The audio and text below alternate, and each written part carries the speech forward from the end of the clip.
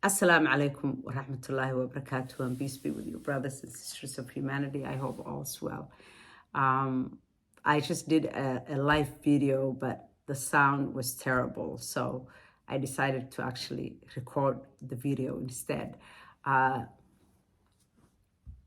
month ago, I came across a video about this professor who was talking about Africa and how the Western nations, even the Asian nations, nobody wants to do trade with Africa because the raw materials that are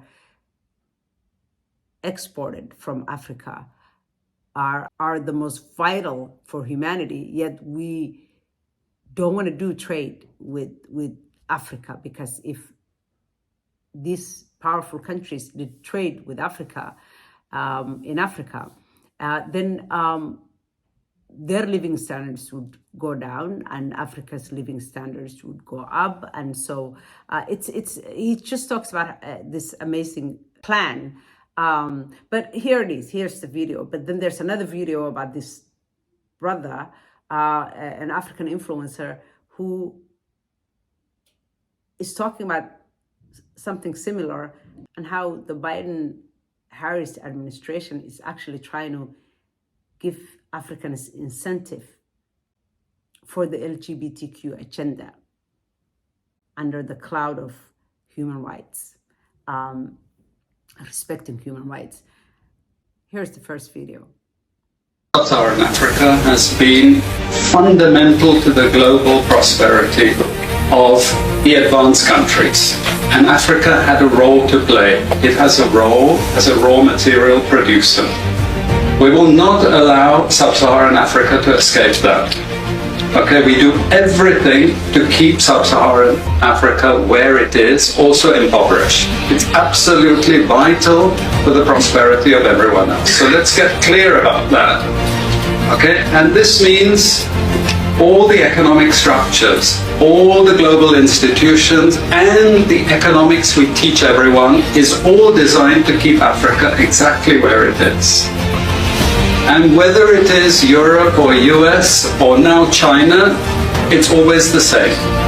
We need Africa to be impoverished because we need those raw materials and we need them dirt cheap. Okay, so that's the message.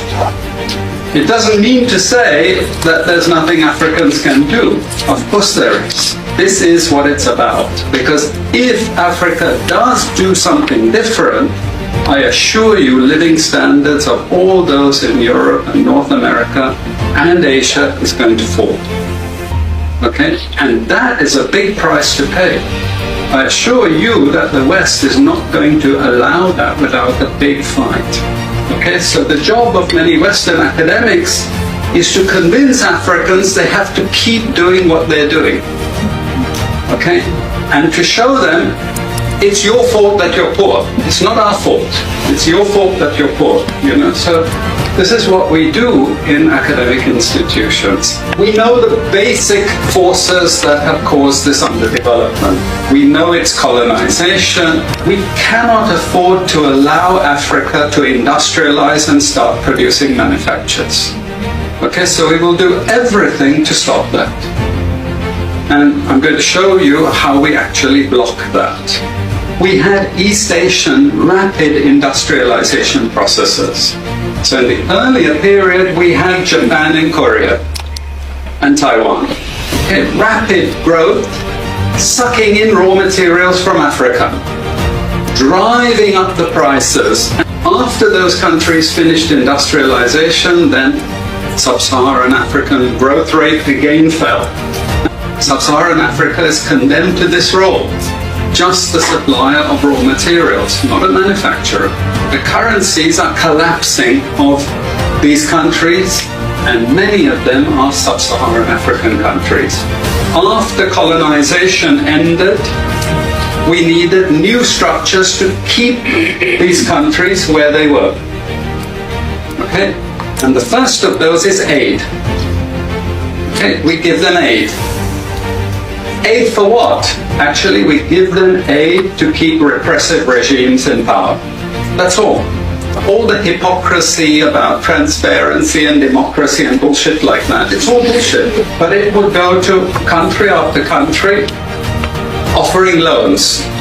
And if the president did not accept the loan, they were killed. It's just economics. It's economic warfare. The rich declare war on the poor. It happens everywhere. It happens in a country. The rich control the government. Of course they do. You really believe you have democracy? Come on. Grow up. Who has all the subsidies and income support? US, Europe. The largest budgets in the world for supporting their farmers are Europe and US. You see, we're keeping them dependent. We're keeping them on a string. This next round of the WTO is designed to block that. To block anyone else getting on top of the ladder. This guy is being very honest. I mean, we have always known this was the case, but to actually hear it, it's pretty painful. Sadly, Africa does not seem to produce some true leaders who can tell these people off. I mean, imagine if Africans refused to export these materials and say, no, we want factories built right here. China at least did a couple of factories in a couple of places, actually, in Africa, like Ethiopia and Ghana, a couple of other places. But the Western nations are not even, they don't even want to have that conversation. Yet they're so quick when it comes to these private lives. You know, what people do in their private lives, who cares? It's between them and their creator. No one needs to know. But no, they have to make it this religion-like and a God that must be submitted to. Well, of course, Africans have been saying no thank you for a long time.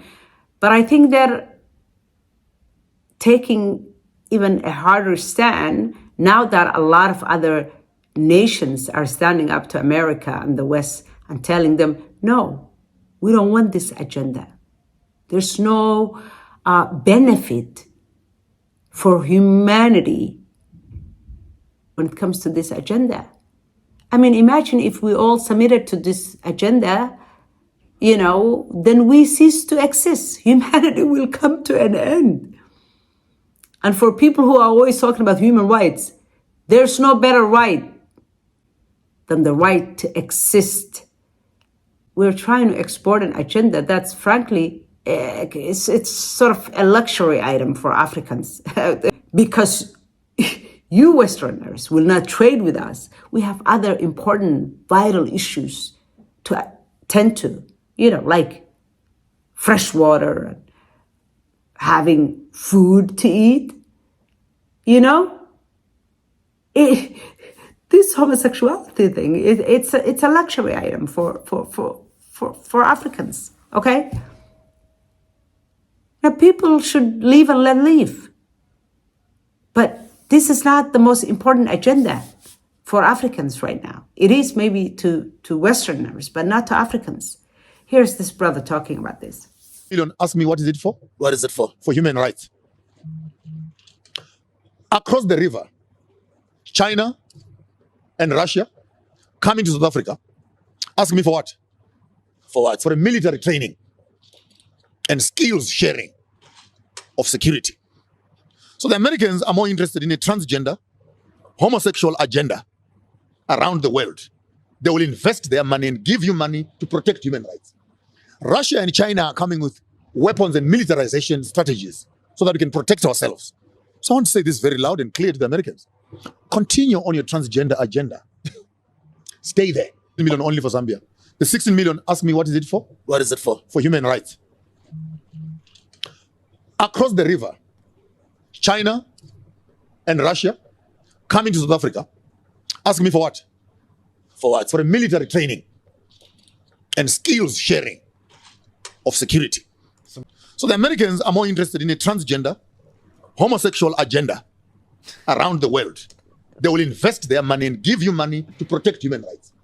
Russia and China are coming with weapons and militarization strategies so that we can protect ourselves. So I want to say this very loud and clear to the Americans. Continue on your transgender agenda. Leave us to do politics on the other side.